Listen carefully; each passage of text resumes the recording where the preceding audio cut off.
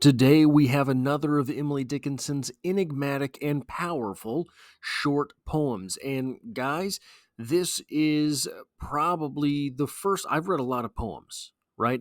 I've made nearly 600 videos in this very playlist about poetry itself. I've read a lot of poets. I've read a lot of entire poetry collections. I've read a lot of one-off poems. I've written a lot of poetry.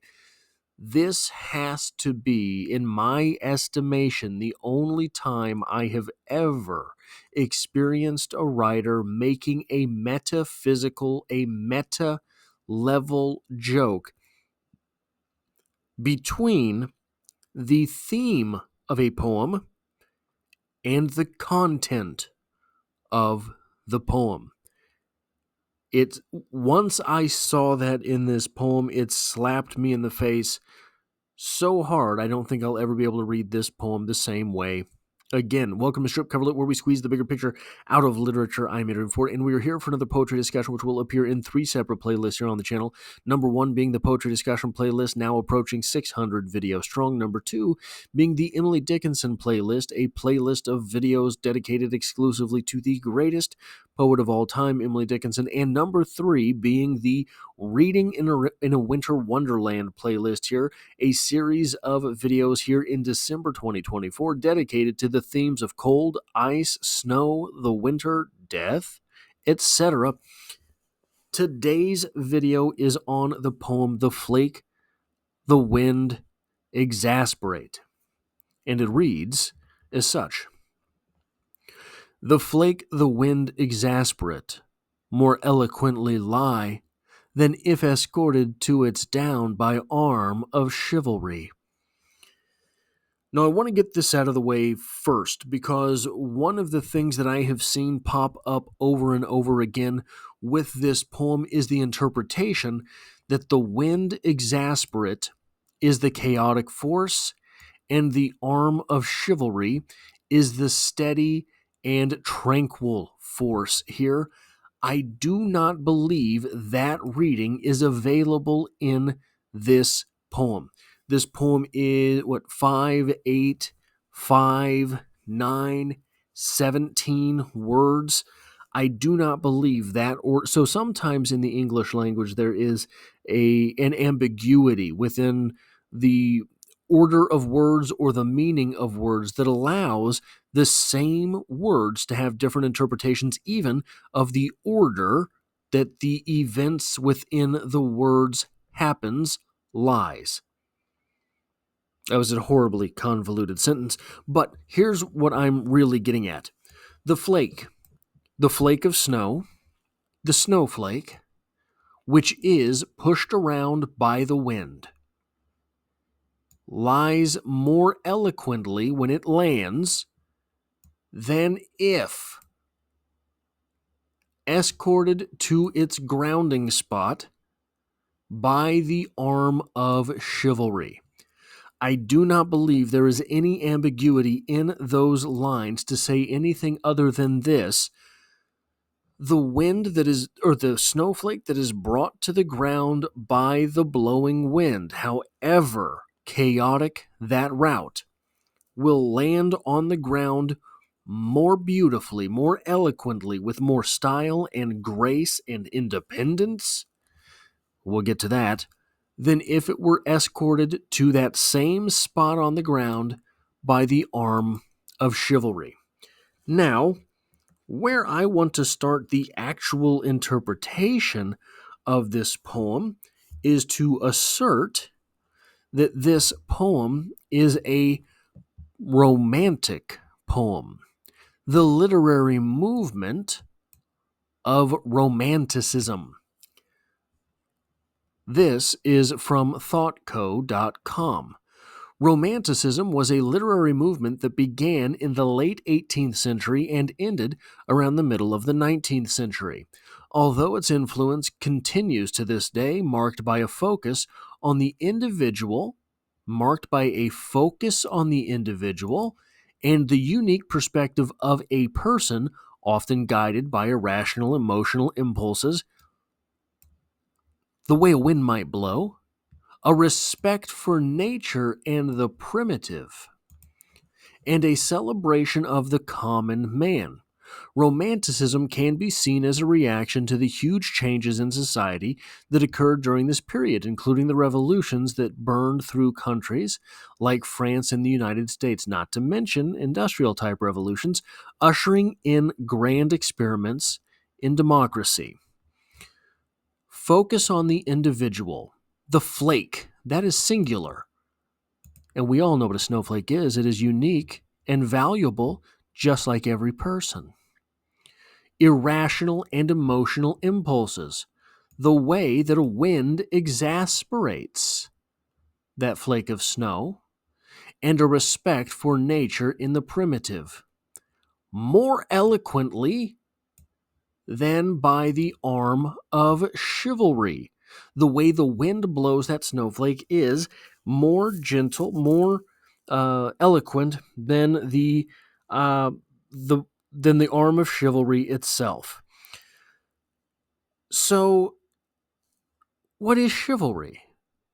You have probably some idea of what chivalry is, but I went ahead and asked ChatGPT to give me a definition of chivalry because all of the definitions of chivalry that I could find across the internet were kind of, if you will, flaky. So we get this from ChatGPT. Evolution and influences. Where does chivalry come from? Initially, chivalry focused on the marital and feudal responsibilities, but over time it integrated elements of courtly love, not courtney love. Courtly love, very different, and refined social manners, influenced by medieval literature and the church. This evolution aimed to temper the often violent tendencies of knights, promoting a code that combined warrior ethos with Christian virtues. Modern usage. Today, the term chivalry refers to the courteous behavior, particularly that of men towards women, embodying politeness and readiness to help others. That is, for all intents and purposes, an expanded definition of courtly love. Not courtney love, very different. So, if we go back up here to this poem itself, as short as it may be, let us reread this poem as romantic, the literary movement, versus romantic, the courtly love idea. The first couplet of this poem is the idea of romanticism, the idea of literary romanticism, focus on the individual, the supremacy of nature itself, and the idea of emotionality. That's the first couplet. The second couplet of this poem then is the idea of courtly love, not courtney love, very different. Courtly love being the romance, hubba hubba, between a man and a woman. So, we have here in this poem, the flake the wind exasperate more eloquently lie than if escorted to its down by arm of chivalry. We have here the speaker saying that the idea of romanticism, the poet saying the idea of romanticism is superior to the idea of the romantic. The idea of supremacy of the individual and of nature, the supremacy of emotionality, is supreme over the act of chivalry, over the idea of dating. The individual on their own. Now, whoa, whoa, whoa. Hold on now. Let's get into this. Because we have that very last image, the arm of chivalry. The arm of chivalry, the arm of courtly love, the arm of dating. A chivalrous way to walk your woman around would be with your arm out, right? And that lady just gets to grab your big, hunky, masculine arm and hug right up to it. Her whole arms have to wrap around your hulking man arm.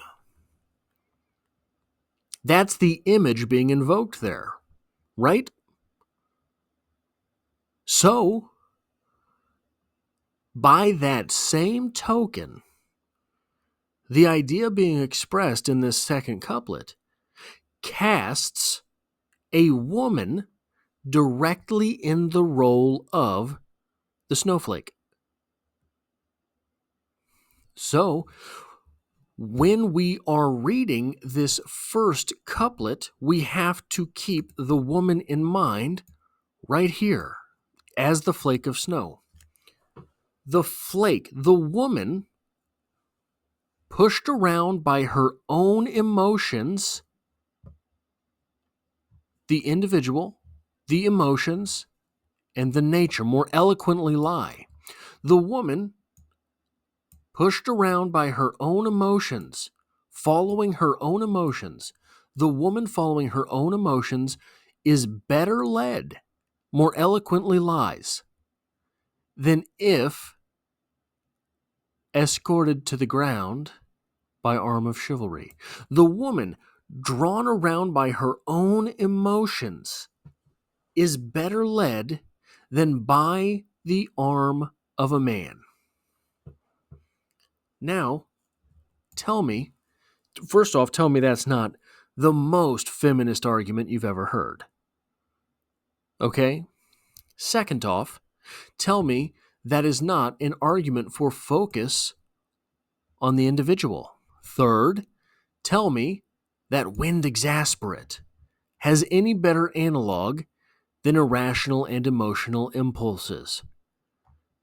And the idea that all of this is more eloquent than dating is nothing other than saying that the individual's nature and primitive state of being are superior to the, where are we at here? Refined social manners. Guys, this is doctorate level poetry. Emily Dickinson putting this stuff on the page. I mean, this is mind-blowing stuff. She's got 17 words here. In 17 words, she is giving you a symbol of nature, the snowflake, and telling you how a woman is better off on her own than being led in some god-awful relationship. In 17 words, she gets us there. This is absolutely maddening. If you write poetry and you read something like this, give up. Give up. Who cares? You're done. Poetry's been won. The game's over. The jig is up. Emily Dickinson has it. 1,775 poems from Emily Dickinson. This is 4 lines. And you could write an entire doctoral thesis on this poem, on these 4 lines. This right here. I don't know any other way to look at this poem now. I will never look at this poem the same way again. This was a poem that I had never done this type of work on this poem. I had just read this poem and thought it was kind of neat. I had read this poem and thought, oh, okay, well, there's one of her enigmatic short poems. But for her to be saying the romanticism as a literary movement is superior to the romantic idea that is given to us by society in 17 words is utterly, disgustingly, disparagingly ridiculous. That all of this is packed into those 17 words makes me want to stop, makes me want to quit. Is she right? Is our speaker correct here? that you were better off in your own devices than the vices of another. That is all I have for this poetry discussion. If you like or appreciate what it is that I do here, hitting the like button really does help me out, as it tells YouTube to share this video with other literature lovers. If you find yourself here by chance but not design, literature is the only thing I talk about on this channel, dropping multiple videos every single week. There's poetry every Monday, and I hope to have you back for the next one.